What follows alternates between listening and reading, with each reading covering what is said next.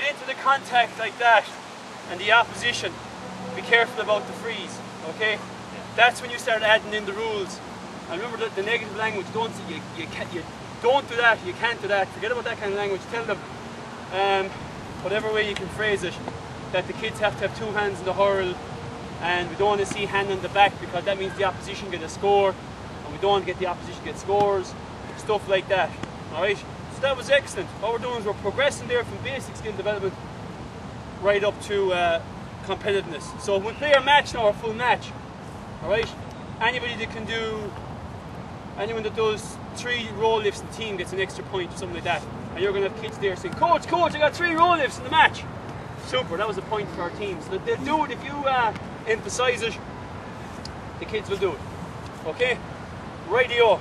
Okay, we just want to go through a few skills. Shane, one thing. Yes? When you have a young fella, he's taking 5 attempts to roll a ball, what do you do at that stage? Well, if he's not able to do it in that, that, he can't get it up. No, in the game, like, he can't get it up. He's kicking it and roping it. he needs to go back, right back. So he's still at the early phase of learning. So he makes an awful lot of mistakes. So he may need to do a bit more practice. So when everybody else in their drill here, doing the roll lift, or the jab lift, the pairs, or 2s or 3s, that guy might be out here doing someone else. The assistant coach can take over, and the coach can go back with that one kid, get them down on one knee, roll lift, use the bigger ball, just get them into the action of it when it becomes. But it's practice, it is practice. Okay? They're at the early stage of development, which means there's loads of mistakes. But even getting them once there in the whole training session is good enough because they'll get it twice the next day. But it's a very good question, don't leave them struggling in a group where the rest of the kids are at the intermediate phase or the advanced stage where they're doing roll lifts and spinning away and getting a hand pass with it. Don't leave that kid struggling in the middle. Take them out over here where they're doing specific coaching. Don't make them feel like they're on their own saying, look, you're playing so well, I want to give you an extra tip about the roll lift. Because you're pretty striking, but you can work on your roll lift. Something like that. Okay, right, a couple of skills over here we're just going to go through.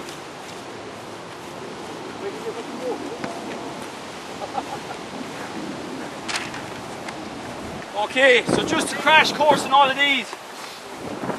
The reins and gone. You should be well used to it. That? You should be well used to it. We might be gone before you. Right, thanks a million. Okay, so the grip and swing. Now we're not going to go through all of these. I'm just going to go through some basic points. And if you have questions like that question there, you just need to hurry. Yeah. Thanks. Okay, so the grip and swing. Okay.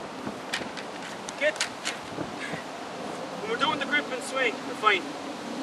We need to get them into the habit of having the strong hand on top, the dominant hand. For me, it's my left hand. For 90% of people, it'll be the right hand. The hand they write in school. So get them practicing some kind of drill. Get them into a ready position. Get them into a locked position and get them striking without the ball. Okay? If you just watch the way I'm changing my feet, it's something for kids to notice about the kids. If I'm striking that way, my lead foot is my right foot. If I'm striking that way, my lead foot is my left foot. The reason that is they're going to get a better strike of the ball and they're going to have better balance. Okay? But you might want to get kids going with a tyre at the start, or they're banging off a tyre, or having a hurl here for a clash, or something like that as an aid. The grip and swing is important. Leave out the balls for the very, very young kids, so they're actually getting in the ready position, show me the lock position, and strike. So they're doing it without the ball, doing left and right, and they can run all around the field. They don't have to be together. All right. Grip and swing is the first basic skill. Remember we said what are the things that people are going to need to be able to actually play the game. All right. So we could get 2 guys together here. 2 guys in beside when you're going to do swinging here. Get in beside, shoulder to shoulder, hip to hip. You're going clashing on the boss of my hurl. That's the ball. I didn't say go. Get back in. Get back in. Should I watch the big fellas do it, Nick? Don't turn the horse. Show me ready position. Show me the ready position. Show me the ready position. Show me the lock position. And strike. Okay, there you go. Now you have kids swinging straight away. No ball involved, but they're swinging straight away. If you have the tyre there as well, if you have very small kids that don't want to clash, they just have them going banging on the tyre up and down, left and right. So that's key. This is always going to be a ready position. Lock position, depending on what way you're striking, and gradually move into the ball. The one thing I would say about the grip and swing and the strike, don't have kids in line striking back and forth to ballers. Because if you have an 8-year-old, you put them over there, and you say strike to the baller, the ball is going to go way over there. You let them go all around the field into this space. This is a brilliant space, enclosed space. If it goes against the fence, what harm? Get them moving all around the field. If helmets, the worst case scenario is they're going to get a bang in the knee or the shin with the ball. those thinners are soft. Okay, next one, the strike. Now, this is ideal when we get in against the wall. When we're doing the strike, I seen yesterday evening lots of kids trying to pick the ball, they were well able to pick it, and they couldn't swing then, okay? What you need to get kids into the swinging action, okay? Get them running up and down the field, part of their warm-up, where they're actually swinging without the ball, alright? If you can get them up against a wall, it's great, or even against the fence, in low to the fence, or into a net, see the high fence at the back, and they're actually striking against the fence. The ball is just there, just pick it up and then strike. The thing about the strike is it's repetition, you need to be repeating the strike the whole time. Alright, so we're on the grip, doesn't have to be. One thing as well I noticed last night, lots of kids were on the full grip, shorten the grip, it's called the hurler's grip. Get them to close their eyes and tell them to grab the hurl where they feel it's light in their hand, they can control it. So for me, that hurl right there, that's my grip in that hurl.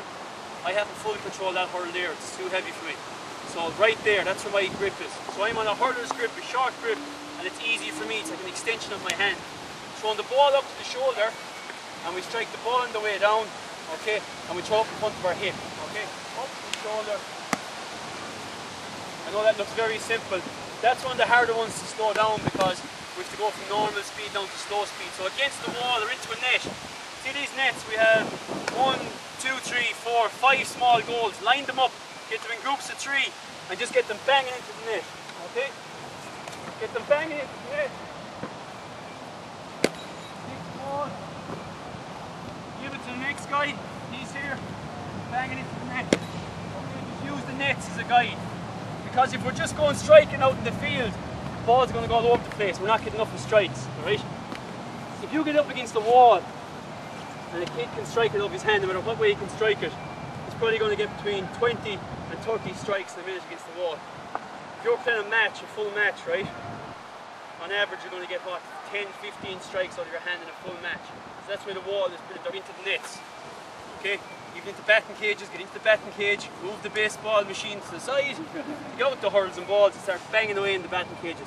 And it's brilliant. It'd be well worth bringing your kids to a batting cage once every 5 or 6 weeks for the strike of the hand, okay?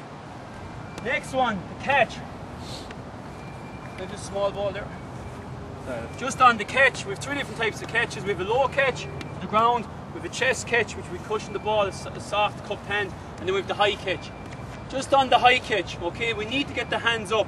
One of the biggest problems is kids put the hands up for the catch and then they will get a slap on the hands, and that's sore if you get a slap on the hand or the wrist when your hand is up high like that, because somebody gets a full belt in it. So get the hurl up for protection, okay, get the kids into the action of getting the hands up.